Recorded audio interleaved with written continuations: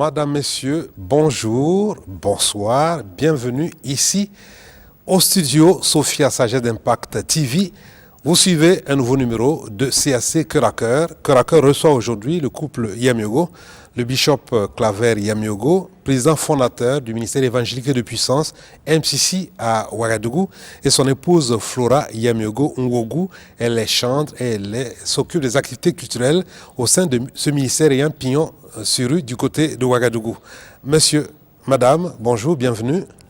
Bonjour Yannick Laurent Bayala, et vraiment merci de nous avoir invités à cette grande émission Cœur à Cœur qui fait d'énormes bien, je veux dire, à tous ceux qui regardent cette émission. Nous la suivons régulièrement et nous vous tirons le chapeau parce que vous faites un énorme travail avec cette émission. Que Dieu vous bénisse. Madame Flora Yamiogo, bonjour, bienvenue. Bonjour, merci, que Dieu vous bénisse. Que de vous retrouver à Cœur aujourd'hui. Merci. Je pense que c'est une occasion qui vous permettra ou qui permettra aux téléspectateurs de vous connaître davantage. Bien sûr, nous sommes On ravis. voit aux côtés de l'homme de Dieu. Maintenant, on vous découvrira davantage. Amen. Et voilà, c'est parti pour la toute première rubrique pour mieux cerner l'itinéraire de nos invités ou peut-être leur caractère. Nos invités, tels qu'en eux-mêmes, brièvement, en une minute, chacun va se présenter et puis donc on entrera plus profondément dans le vif du sujet. Alors, qui êtes-vous, Monsieur Yamiogo? Honneur aux dames. Je veux bien. Alors, Flora Yamiogo Ngogu, qui êtes-vous? Allez-y. Je suis Ngogu Flora, née d'un père Ngogu, père Ibo et mère Ibo. Donc, je suis nigériane. Et je suis mariée à Yamiogo, donc aujourd'hui devenue Yamiogo Flora. Vous avez vécu en Côte d'Ivoire, vous y êtes née d'ailleurs? Oui, je suis née en Côte d'Ivoire. J'ai fait les études, j'ai fait l'enfance, tout et tout. Et c'est après le mariage que je suis venue au Burkina, un pays que je n'avais jamais découvert. Et bon. Vous parlez plus facilement le français aujourd'hui, c'est naturel. C'est naturel, je parle le français, je parle l'anglais, bien sûr. Je parle l'anglais, je parle l'ibo, je parle le djoula parce qu'il y en a qui pensent même que je suis djoula parce que grandir en Côte d'Ivoire, vraiment, c'est apprendre beaucoup de langues, quoi. Voilà. Et qui êtes-vous côté caractère? C'est une jeune femme plutôt ouverte ou introvertie? Ou bien par la force des choses, vous êtes devenue? Parce qu'aujourd'hui, femme de pasteur, ouais, vous êtes plus ouverte et on vous connaît mieux. Ou bien vous préférez garder un jardin secret? Non, pas du tout, pas de jardin secret. Il faut dire que je suis un peu renfermée pour ceux qui ont l'habitude de me courtoyer. Mais bon, étant auprès d'un serviteur de Dieu, c'est vrai que il faut quand même se relâcher. Puis bon, sinon, je suis quand même renfermée. Puis peut-être une fausse timide, hein. Quand je ne connais pas trop des gens, je suis dans mon coin. Mais une fois que je suis relax, quoi. Habitant ou vivant à côté d'un homme de Dieu, il y a les honneurs, il y a forcément le monde qui vient à vous.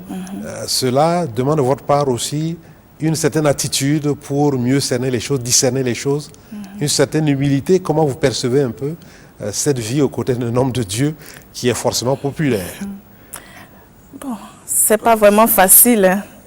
Ça, c'est pas facile parce que, au début, quand on se lance, on ne sait pas dans quoi on s'est lancé.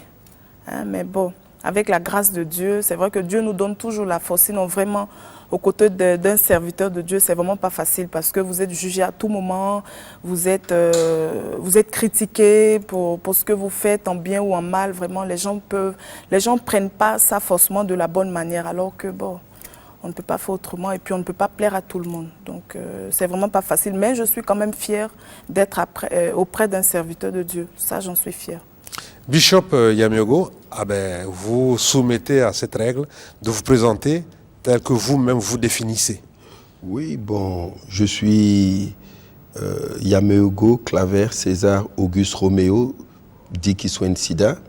Donc, je suis le fils du premier président de la République de Haute-Volta, son Excellence Maurice Yamiogo, le père de l'indépendance. Ma mère, c'est Kansolé Ezona Jeannette. Et, je suis né à Bobo Dioulasso.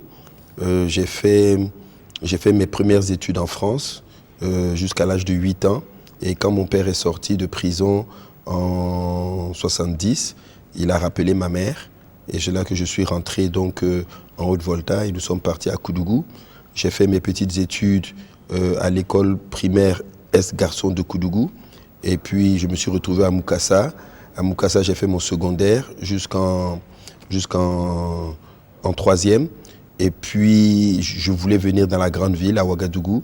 Et je suis venu à Ouaga, donc, faire mon secondaire jusqu'en terminale au lycée français Saint-Exupéry.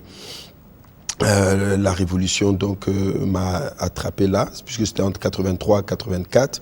Et puis après, les choses ne tournant pas comme je le voulais, et je n'ai pas eu le bac. Je l'ai passé 3 fois, ça n'a pas marché. Ça encore, c'est dû à des entités spirituelles négatives qui pesaient sur moi. Ne connaissant pas le Seigneur, ça a beaucoup joué en ma défaveur, mais tout ce que Dieu fait est bon.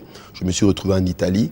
Et en Italie, donc j'ai tenté une carrière là-bas aussi dans l'informatique et en même temps dans le show business. On a le temps d'en reparler, voilà. Bien sûr. C'est la brève présentation. Mais côté caractère, comment vous définissez Claver Yamiogo? Moi, je suis un type bouillant, explosif. Je suis quelqu'un d'abord de très sensible.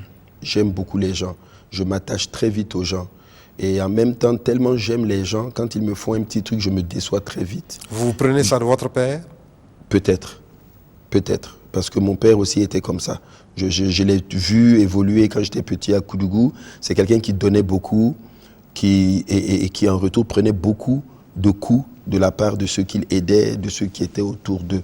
Moi, à tel point même qu'on m'a surnommé un peu le plaintif, parce que chaque fois que je parle à des gens, je dis mais vraiment je comprends pas, j'essaye de faire du bien, et au retour je retrouve ça mal, et puis on dit oh toi tu te plains trop, tout le temps on te fait ceci, tout ça. Mais c'est un peu mon caractère, j'aime beaucoup les gens, j'ai envie de faire du bien, c'est vrai si j'avais les moyens je sauverais la planète entière, mais malheureusement ce n'est pas le cas, et du côté caractère je suis quelqu'un d'entier.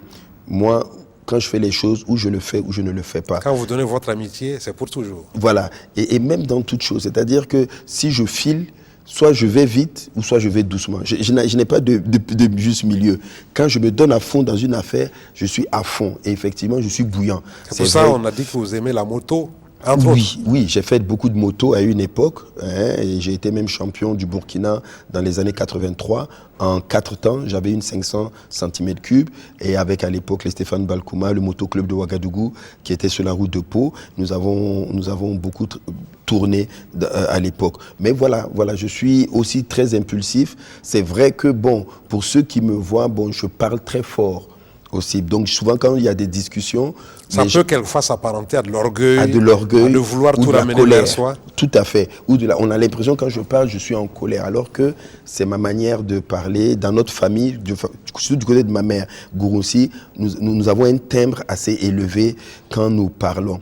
Mais sinon, je suis aimant et j'aime les choses bien faites. C'est-à-dire, je n'aime pas la paresse, je n'aime pas qu'on traîne les pieds pour faire les choses. Et ceux qui sont autour de moi le savent. Je suis quelqu'un qui aime les choses bien faites. Et tous les gens qui aiment l'excellence, qui veulent que les choses soient bien, ils ont un tempérament un peu bouillant, un peu chaud, comme on dit. Et je me retrouve un peu dedans. Claver Yamiogo, président fondateur du ministère évangélique de puissance MCC, et son épouse Florent Yamiogo Ngougou sont les invités à cœur aujourd'hui. Nous allons ouvrir la vie sociale, revenir à leurs années d'enfance, leurs premières amitiés, leurs premiers amours, leurs camarades d'enfance. On va reparler de tout ça dans un instant. Les années d'enfance pour vous, c'est quoi? Abidjan, l'école, dans quel quartier? Avec qui? Quels sont les souvenirs qui vous reviennent comme ça lorsque vous vous rappelez vos 10 ans, vos 7 ans? Donc il y a de cela quelques décennies. C'est vrai que j'ai de beaux souvenirs, mais j'ai un peu une petite peine parce que les meilleurs souvenirs, je les ai passés avec ma mère. Et aujourd'hui, paix à son âme, elle est décédée en 2002. Il faut dire que je suis la dernière, donc j'ai été vraiment... D'une famille de combien d'enfants? De 4 enfants. Donc je suis la dernière des filles, dernière. Voilà, donc j'ai été vraiment chérie, j'ai été chouchoutée, tout ce que je voulais, on me donnait, à tel point où mes frères et sœurs disaient que mes parents me gâtaient, tout et tout, mais En fait, c'était un peu ça, quoi. Et vous êtes d'accord, vous avez été un enfant gâté à ce point? Puisque Bon, vous donnez tout ce que vous vouliez. Pas tellement, parce que ma mère était quand même sévère. exigeante. Oui, ma mère était sévère. J'ai pas été trop avec papa, mais ma mère était vraiment sévère. C'est-à-dire, elle était gentille, mais en même temps, elle était une mère éducatrice. Donc, Disons, tout le temps, exigeante. Elle oui, vous donne, elle donne, mais en même temps, elle attend oui, quelque chose de vous. En retour. Donc, j'ai passé, puis j'ai pas eu, disons, trop d'amis, parce que, étant renfermée, je suis quelqu'un de caractériel.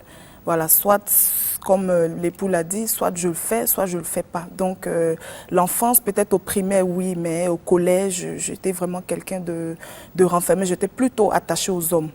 Voilà, parce qu'avec les femmes, les déceptions, je tardais pas à faire des histoires. Donc, je préférais rester avec les hommes. Donc, j'ai pas eu trop... Mais peut-être après ça, c'est ce qui a fait que j'ai viré dans l'alcool. Parce qu'après le décès de ma mère, il faut dire que j'ai eu un choc. Voilà, donc j'ai eu à prendre la drogue, la cigarette, tout et tout. Mais avant ça, on va certainement en reparler, avant ça, vous avez essayé d'être une enfant obéissante, qui travaillait aussi, qui aimait le travail à Oui, l'école. qui travaillait, mais beaucoup capricieuse. Voilà, je travaillais, mais j'avais beaucoup de caprices. C'est-à-dire, vous demandiez ce qui était hors de portée de vos parents?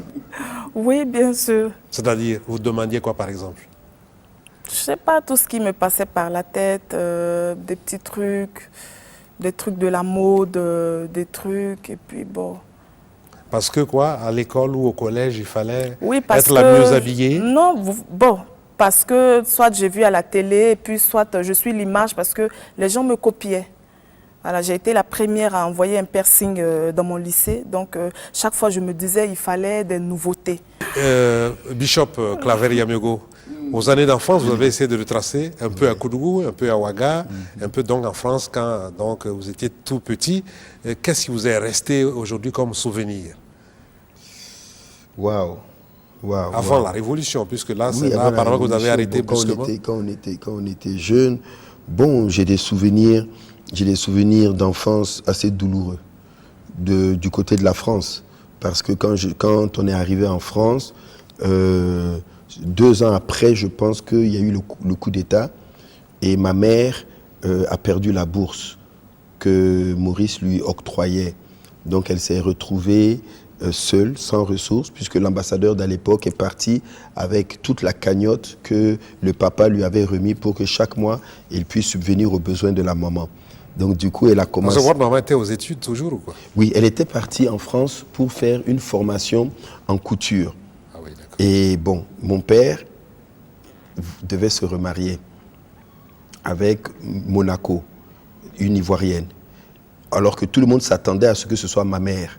Donc quand il a appelé pour lui dire non, ne t'inquiète pas, je préfère que tu ailles en France, laisse faire ce qu'il est en train de faire, il l'a rassuré et tu iras faire tes études. Quand on est un enfant, est-ce que ça, c'est des choses qu'on garde finalement, qu'on a? Parce que tout non, petit... quand on parle avec la maman, oui, elle nous ressasse les choses. C'est comment on s'est retrouvé en France. C'est l'histoire de comment on s'est retrouvé en France en 63. Oui, en 63, puisque moi je suis né en 62. On est parti. Non, je suis né en 62. On est parti en 65 par là, et on est rentré en 70. Donc, quand on s'est retrouvé là-bas, j'ai commencé à être mis en pension, on me mettait dans des foyers d'accueil. Écoutez, c'est pour un jeune noir, j'étais une bête curieuse. J'ai été un peu martyrisé parce que les gens ne comprenaient pas que j'étais noir, surtout au lycée comment on appelle, des sœurs où on m'avait mis. Donc les sœurs disaient que c'était pas naturel. Donc elles me lavaient avec de l'omo pour que je devienne plus clair. Et ma peau a commencé à s'écailler. Et ma mère, et ça me faisait énormément mal. Alors ma mère m'appelle et me dit, mais qu'est-ce qu'il y a? Pourquoi? Depuis, vous êtes resté noir. Hein? Je suis resté noir. Et elle pose la question aux bonnes sœurs, mais pourquoi la peau? Donc elle dit non. Eux, ils pensaient que le noir n'était pas naturel, donc ils voulaient me laver avec de l'omo pour que j'aie la couleur des autres des blancs. Elle a dit, mais non. Voilà pour l'anecdote. C'est la pigmentation, voilà pour l'anecdote. Donc j'ai vu ma mère trimer. C'est-à-dire qu'elle allait travailler, elle a travaillé dans des usines d'Hollywood, elle cherchait à tout prix pour joindre les deux bouts, pour pouvoir m'éduquer. Ça a été des moments assez pénibles. On logeait dans un cagibi presque, jusqu'au jour où papa sort de prison et il nous dit « vous rentrez ».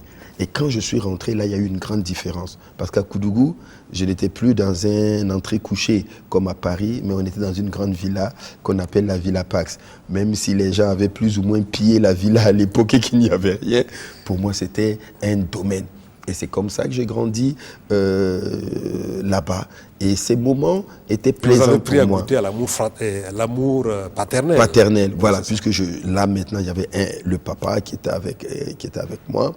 Et nous avons évolué. Ce que j'ai beaucoup aimé, c'était l'espace.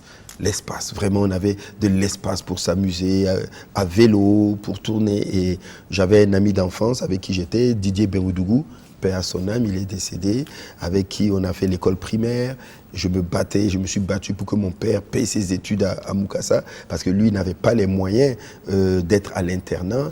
Et j'ai fait des mains et pieds, mon papa a payé ses études. Pour qu'on puisse être ensemble pour toujours. Qu'on puisse être ensemble, voilà. Et ça me tenait vraiment à cœur. On est restés ensemble jusqu'en 3e. Et puis quand j'ai eu le BEPC, donc j'ai demandé à venir à Ouaga. Bon, ma passion, c'était le football. Je voulais devenir un international du football, mais mon père n'en entendait pas ça de cette oreille. Lui, il voulait plutôt voir en moi un médecin, un docteur, un avocat ou quelque chose. Il disait, mais le football, c'est pour les ratés. Mais qu'est-ce que... Alors que j'avais un avenir, parce que le professeur Edouard, qui est Naba à Koudougou aujourd'hui, pourra vous le dire, j'étais quelqu'un parmi les joueurs qui aurait pu avoir un avenir si on m'avait mis en sport-études en France. Et donc, papa a refusé d'accéder à sa requête, et donc je suis resté là. Des bons moments aussi, nous en avons eu à Ouaga. Lors du motoclub, quand j'ai eu mes amis, il y avait Stéphane, Balkouma, il y a eu Victor Ouedraogo, qui est aujourd'hui le patron de Nostalgie et tout. On formait un petit groupe, on avait un petit noyau, et on était tout le temps en moto à faire les fous dans Ouaga. Et ça a été des bons moments de notre jeunesse que nous avons passés ensemble avec ces compétitions. Vous avez eu plusieurs passions, en fait. Oui, musique, moto, sport. La danse, bien sûr. Parce que c'est moi qui ai amené un peu le breakdance au Burkina Faso. Le du breakdance, du hip-hop à l'époque. On nous appelait les Revolution City Breakers. C'était dans les années 83. On avait formé un groupe et lors des FESPACO d'alors, on allait se produire. Et on faisait des démonstrations de danse un peu partout à la maison. Au point que vous avez une émission de télé, la première du genre. Oui. Bon, ça, il faut repartir encore plus loin parce que cette émission de télé est venue après le décès de mon père. Donc, c'est-à-dire dans les années 84. Papa est décédé le 15 septembre 93. Et quand nous sommes repartis à Abidjan, je me suis dit, bon, je voudrais bien faire quelque chose pour le Burkina Faso. Alors, j'ai concocté une émission avec les moyens que j'avais qui s'appelle Hit Express. Et je suis revenu avec une émission révolutionnaire qui, en 3 mois, a pété le box-office. Et cette émission a fait énormément de bien à toute une génération, à la jeunesse d'antan, mais par des incompréhensions et tout, je n'ai pas su pourquoi ni comment on a retiré ça a été arrêté, émission. Vous êtes retrouvé à Abidjan, on va en reparler dans un instant. Madame Flora Iyamiogo, vous, quelles sont vos passions, si on peut dire, vos passions d'enfance? Vous avez parlé un peu de mode, puisque vous vouliez avoir tout ce qui comptait à la mode, en matière de vêtements, en matière donc... vous avez parlé de piercing et autres. Oui, alors, qu'est-ce qui vous passionnait à ce point? Vous vouliez démontrer quoi? Que vous êtes une fille qui doit amener à elle tous les regards? Non, en fait, c'était juste par curiosité. C'était juste la curiosité. C'est vrai que j'ai viré du côté de la mode. J'ai été top modèle, j'ai été mannequin. J'ai posé pour plusieurs magazines et c'est juste après le mariage que j'ai décidé de tout arrêter. Donc, c'était juste par curiosité. Voilà. Puis j'ai fait des défilés de mode, tout et tout. J'ai été hôtesse, j'ai viré, en tout cas j'ai fait pas mal de choses. Dans un milieu où effectivement le sérieux est requis, mais le sérieux n'est jamais possible. Comment se dépêtrer du milieu de la mode, des images fortes, tout et tout. Il vous a fallu du courage pour résister, pour rester vous-même malgré tout. Pour arrêter? Oui, pour arrêter. D'abord pour y évoluer et puis pour arrêter plus. C'était chaud. C'est vrai, c'était chaud, hein, c'était difficile. Ouais, c'était à 100 à l'heure, quoi. Voilà, c'est pas une vie. Moi, aujourd'hui, même si j'ai une fille, je ne peux pas l'encourager à être mannequin ou à être top modèle parce qu'à notre époque, je sais ce qu'on rencontrait. Parce que quand tu es top modèle, ton corps ne t'appartient pas. Voilà, donc ce n'est pas une vie, il y a des conditions que nous, à notre époque, on nous demandait. À tel point où j'ai eu des séquelles, bon, aujourd'hui, je ne peux plus trop manger, je n'ai pas envie de manger. Parce que dans le temps, quand tu défilais, bon, il suffit de prendre 1 kilo, tu ne défiles pas, il suffit de grossir. Bon, aujourd'hui, on voit des mannequins. Donc les défilés qu'on préparait, ça prenait du temps. Ça prend du temps. Le et régime puis, il y a strict, le stress, voilà, parce stress. que quand tu prends 1 kilo, ou bien tu es un peu, il suffit de ne pas rentrer dans ta tenue, qu'on te dit tu défiles pas. Alors que bon, peut-être tu as un contrat de 400 ou 500 000 à cette époque, quand même ça payait, quoi. Aujourd'hui, je ne sais pas combien les mannequins ont, mais nous, en tout cas à notre époque, là, on avait quand même pas mal. Mais en même temps, c'est un peu vicieux parce que c'est pervers. Voilà, c'est pervers, c'est pas, j'encourage personne il y a beaucoup de propositions et puis il y a beaucoup comment dirais, il y a beaucoup de tentations. Ouais. Voilà, il y a beaucoup de tentations parce que souvent même tu es vendu même avant même que tu ne saches. Voilà, et puis déjà tu es dans le lit d'un homme et puis bon, tu es obligé, quoi. Voilà. Et l'école dans tout ça, finalement, on se dit... c'est vrai, quand une jeune fille reçoit 500 000 francs, oui, bien sûr, ça ne te dit plus rien. Elle peut s'acheter des choses, bien tout sûr, et tout. Bien sûr. Et déjà à l'école, j'avais trop de prétendants. Vraiment, j'étais trop audacieuse parce que même jusqu'aux fondateurs, les professeurs, tout le monde me voulait. Donc à tel point où c'est vrai que je travaillais, mais à tel point où que je clique les doigts déjà, j'ai tout de suite ce que je veux. Donc ça faisait qu'il n'y avait pas trop de sérieux dans l'école. Et à quel niveau vous avez arrêté, côté études alors? Le bac. Mais bac. Après ça, j'ai suivi des formations, tout et tout, ce qui m'a permis de rentrer dans l'étude des cosmétiques, voilà, de la peau. J'ai étudié l'esthétique parce qu'aujourd'hui, je suis esthéticienne. Voilà. Esthéticienne? Oui. Oui, d'accord. Et on va en reparler peut-être dans la vie professionnelle tout à l'heure. Le détour d'Abidjan, avant de revenir au pays, on va rapidement boucler cette partie. Bishop, Claver et Yamego, vous êtes repartis à Abidjan, vous y êtes restés. Ensuite, vous êtes revenus au pays. C'est vrai. Ça, c'était un raccourci de quoi? Ça allait jusqu'à 5-10 ans peut-être. Oui, on va essayer de faire court. Moi, en fait, quand je me suis retrouvé en Europe, toujours, je ne connaissais pas le Seigneur. Hein. J'étais dans ma foi catholique et tout. J'ai eu un grave accident en 88 en Italie.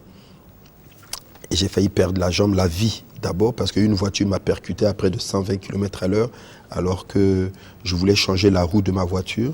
Je partais pour travailler comme disc jockey dans une boîte de nuit où on m'avait sollicité. Et sur la route, je crève. J'étais avec une de mes copines italiennes, donc je sors et puis au moment où je choque, je me dis lève-toi, le temps que je me rende compte, pouf, une voiture a foncé. Je me suis retrouvé avec 5 fractures à la jambe. Là, on m'a soigné pendant près d'1 an. Et c'est là que j'ai des séquelles un peu à la jambe. Quand je marche, pour ceux qui ont le coup d'œil, ils voient que je traîne un peu la jambe. D'autres pensent peut-être que c'est le style hip-hop qui me fait marcher comme ça, alors que c'est plutôt l'accident. Et je me suis retrouvé à Paris. À Paris, j'ai fait 1 an de soins. Et après, mes parents m'ont demandé de revenir auprès d'eux parce qu'ils étaient installés à Abidjan et que peut-être là-bas, je pourrais exprimer ma passion qui était le hip-hop, la musique. C'est ainsi que j'ai rejoint Abidjan en 89 et là, je me suis attaché avec un homme des médias qui était très fort aussi, qui a marqué son époque, c'est le Yves Zobo Junior. Donc avec lui, on a commencé à travailler sur le mouvement hip-hop et 1 an plus tard, ils ont ouvert la première FM à Abidjan. Nostalgie. Voilà. Non, c'était pas Nostalgie, c'était Fréquence 2. Ah, Fréquence 2, oui. Fréquence 2, voilà. Lié à Radio Côte d'Ivoire. Voilà, et donc Fréquence 2, ils me retiennent pour le lancement du hip-hop. C'est là que je je rentre maintenant dans le système même du showbiz et dans le hip-hop et tout. Et c'est la gloire. Vraiment, j'atteins des sommets fulgurants là-bas dans ce pays. Peu de gens savaient que j'étais burkinabé. Beaucoup de gens me prenaient pour un Ivoirien venant des États-Unis. Dans leur style, ils m'ont adopté. Et 10 ans après, je suis tombé malade d'un cancer. Et c'est là que... Vous en êtes guéri aujourd'hui? Jésus a fait le miracle. Oui. Amen, amen. Jésus a fait le miracle. Donc, de là, mais quand cela est arrivé, entre l'accident et le cancer, je n'ai pas encore perçu l'appel même de Dieu. Donc, j'étais toujours un pied dedans, un pied dehors, c'est-à-dire j'avais toujours les deux pieds dehors. Mais j'avais décidé de mener une vie un peu plus soft par rapport à celle que je vivais à 100, 200 à l'heure quand j'étais dans le monde. Tout en sachant qu'il y avait de gros dangers autour de ça. J'ai frôlé la mort par 2 fois. Non, mais j'ai versé des larmes. Vous savez, quand quelqu'un n'est pas passé à côté de la mort, il ne peut pas savoir ce que... C'est-à-dire quand vous êtes là et puis vous ne savez pas si demain vous allez vivre. Ça, dans la tête, là, beaucoup de choses se passent. Et quand des gens viennent prier pour vous et qu'on vous annonce la parole et j'ai vu un truc à la télévision, un film de Jésus, j'ai accepté, j'ai donné ma vie au Seigneur après par une invitation à une veillée. Et quand j'ai commencé à connaître véritablement le Seigneur, je ne me suis plus détaché. C'est-à-dire que j'avais trouvé ma voie. Donc je reste là-bas, la guerre éclate. Et au moment où je veux venir, le Seigneur me dit non, tu ne bouges pas, tu restes. Parce que ta famille a été bénie par le président Félix Houphouët-Boigny. Ce n'est pas parce qu'aujourd'hui, maintenant, ça ne va pas que vous tous, vous allez prendre vos valises et disparaître. Donc tu restes et tu vas prier pour ce pays, pour la paix dans ce pays. Donc je suis resté 2 ans et l'image était très forte que Dieu m'a donnée. Il dit, c'est quelqu'un, une maison qui brûle et la personne que tu héberges, tu la vois en train de fuir avec ses bagages et te laisser seul avec la maison qui brûle. Tu penses que si elle revient après te demander sa chambre de passage, tu vas la lui donner? Non. Mais si elle laisse ses bagages, qu'elle prend un seau d'eau, qu'elle t'aide à éteindre le feu, mais qu'elle part, même si elle revient plus tard, tu lui donneras quand même un toit où loger parce qu'elle se souviendra que tu l'as aidé à éteindre la maison. Donc cette image a fait que, quel que soit ce qui devait arriver en Côte d'Ivoire, j'ai dit à tout le monde, à tous mes parents, tous mes amis qui m'avaient envoyé des billets sur les États-Unis, sur la France, je ne bouge pas tant que Dieu ne m'a pas parlé. Donc je suis resté 2 ans et après les 2 ans, là maintenant Dieu m'ouvre la porte et il dit, ta mission c'est au Burkina. Je veux t'envoyer parce que tu dois faire des choses. Donc je suis venu en 2004 reconnaître le terrain et en 2005, je suis venu poser mes valises. C'est comme ça. Vie spirituelle dans un instant, mais d'abord peut-être la vie professionnelle, parce que là, on a parlé un peu de ce que vous avez fait avant aujourd'hui d'être appelé par le Seigneur pour être à son service. Donc, vie professionnelle pour commencer. Voilà, esthéticienne par vocation, par passion ou d'instinct, selon vous. Vous avez, parce que vous étiez dans le milieu de l'amour, vous avez exercé et aujourd'hui vous êtes esthéticienne de formation. Est-ce que vous l'avez exercé ou vous comptez l'exercer? Bien sûr, je l'ai exercé. J'ai eu le diplôme, j'ai travaillé et puis bon, faut dire que c'est quelque chose que j'aimais. Donc je me suis donnée à fond pour ça. Quel est l'intérêt à être esthéticienne? Vous aimez bien vous occuper de votre peau? De ma peau? De votre corps? Oui, de mon corps, autres. oui. Et les autres, je veux faire du bien aux autres, je veux apporter ma connaissance aux autres. Parce que l'homme ou la femme, l'homme a besoin, c'est d'abord son propre corps. S'entretient, bien sûr. C'est d'abord son propre corps, être à l'aise parce que vous ne pouvez pas être, et surtout étant servante de Dieu, vous ne pouvez pas être servante de Dieu et puis vraiment ne pas refléter l'image de Dieu en vous. Donc d'abord c'est ça la femme, l'entretien et puis ensuite travailler pour aider son mari, pourquoi pas. Mais l'esthétique, c'est lié à la mode un tout petit peu, forcément? Bon, on peut dire pas trop. Pas trop, parce qu'on peut être esthéticienne sans suivre forcément la mode, tout ce qui est négatif, non.